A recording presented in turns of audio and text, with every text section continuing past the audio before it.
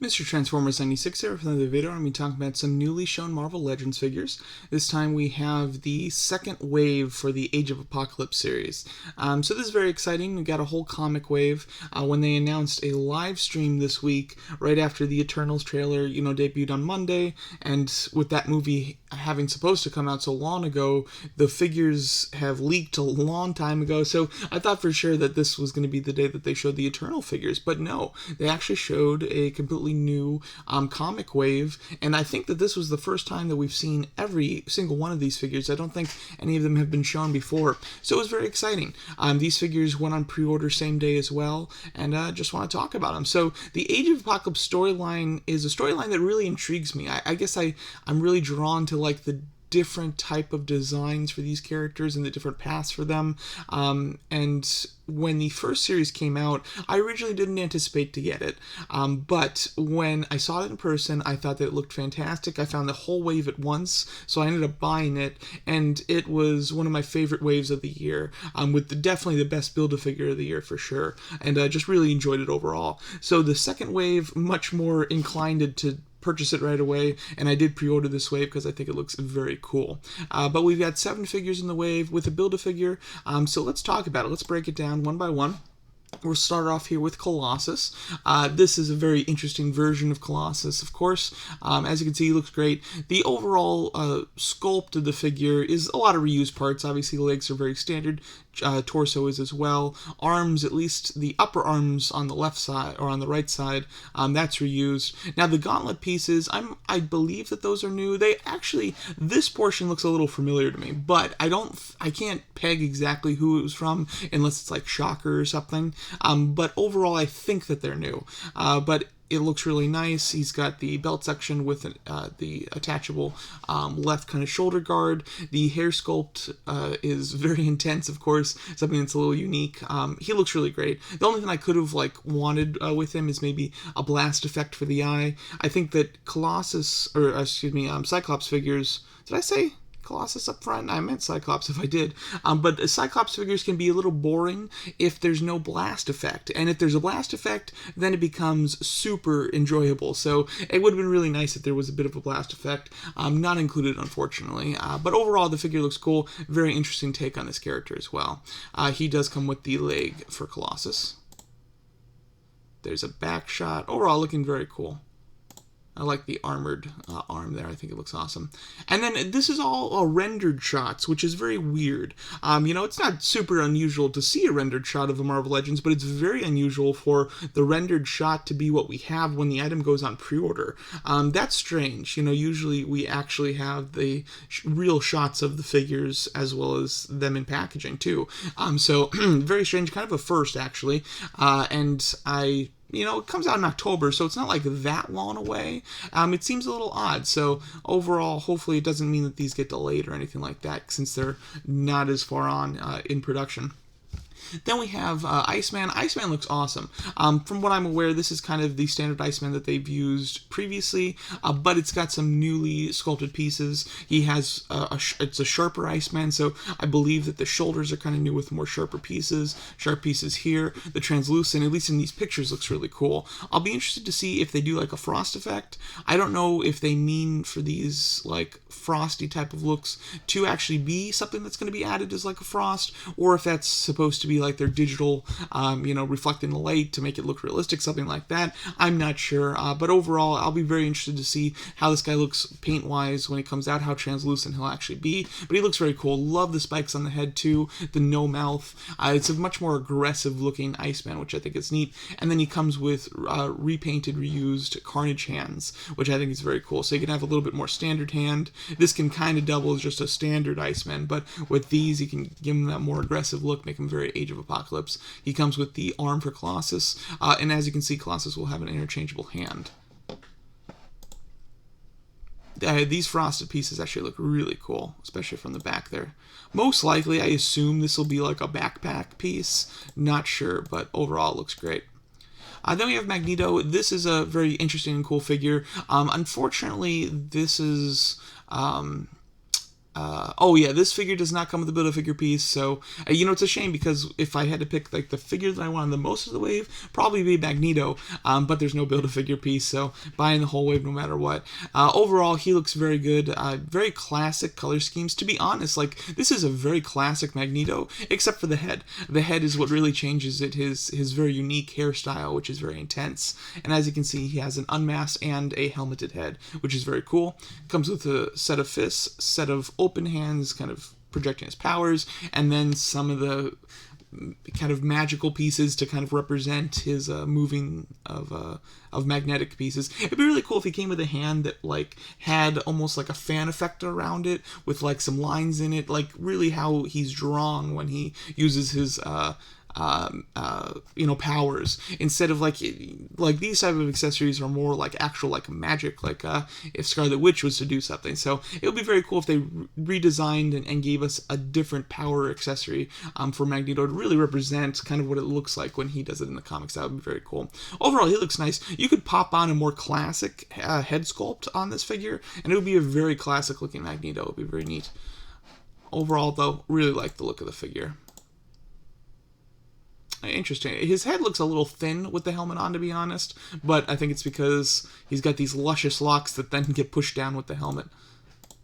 And then we have Legion. This is the figure that I'm not a huge fan of. Now, I actually read up a little bit more on Legion's role in Age of Apocalypse, and he basically causes it. He goes to impress Dad, being Professor X, by going back into the past and killing Magneto. He fails, you know, as he's trying to do it. Xavier kind of jumps in front and becomes the one that dies. So because of Xavier's death, Magneto kind of takes over the X-Men, and then when Apocalypse comes, they're not strong enough to stop him, and that's how Apocalypse takes over. So his role in the storyline makes me more interested in this figure, but overall, the figure just looks strange. Head sculpt-wise, I kind of like that they're going for a bit of an expression here. He's got like a cocked smile, and then also a cocked eyebrow, but they're on different sides of his face, which give him a very interesting look. The hair is insane. I'm not a fan of the hair. Obviously, it's comic accurate, though, so, you know, they didn't do anything wrong, but overall, he just looks very strange. He reuses parts from the comic Shang-Chi figure, as you can see. Definitely the same pants. I believe the same upper half as well. He looks like a nice figure, but he's just got such a strange design. It almost looks like he doesn't fit in with the rest of them. But after reading up on his involvement in the story, it makes me actually more interested in this figure. Because originally, when I first saw it, I was like, oh, I could skip that one for sure. But now with the backstory, I'm actually looking forward to the figure. Very unique. This artwork is crazy too. And then we have Rogue. Rogue looks very cool. Now they did, you know, some of these figures they actually had an actual copy of or a prototype, so they were showing it. So if you watch the live stream, you can get a bit of a look at the actual figures themselves. I know Rogue was one that they had. Overall, it looks like a very unique figure. The upper arms are, of course, completely new, or at least I believe that they're new. To be honest, I'd have to look, but they might be reused from Lady Deathstrike, the top of the arms there. I'm not sure. Overall, though, I think that she looks very nice. She's got kind of the very 80s looking boots. Looks like a good figure. Standard hands, even the ones kind of using an effect. It's very standard. Face sculpt, I mean, looks good from the render, but I wish that there was like an expression there. It looks a little dead, to be honest. But overall, Rogue's always a super popular character. I'm sure this will be one of the most popular ones of the wave, and she comes with the other arm for Colossus. Alright, then we have Shadowcat. Now this one does reuse pieces from Lady Deathstrike. They confirmed that. Overall, she looks really cool. I love the interchangeable wrist kind of bracelets with the Wolverine kind of claws. I think that looks awesome. I like the really dark blue. It's like a very dark blue, but it has like a hint of purple in it, which is very like Shadowcat-like. So I really like the coloring. I hope that in person, when these figures come out, the coloring will look like that because it looks great. Overall, she looks awesome. Oh, that's interesting. I don't know if... Well, they didn't flip the image. Oh, maybe they did flip the image. It's just very strange. The torso piece that for Colossus is reversed because his shoulder piece should be on the other side. That's kind of strange. Overall, though, she does come with the largest Build-A-Figure piece. Looking like a very cool figure. Definitely going to display it with the claws out. I think it looks awesome. I also like the expression. She's got like some expression. She looks alive, but it's not overdone in a silly fashion. It actually looks really nice. So overall, I think it looks like a great figure. Very well done.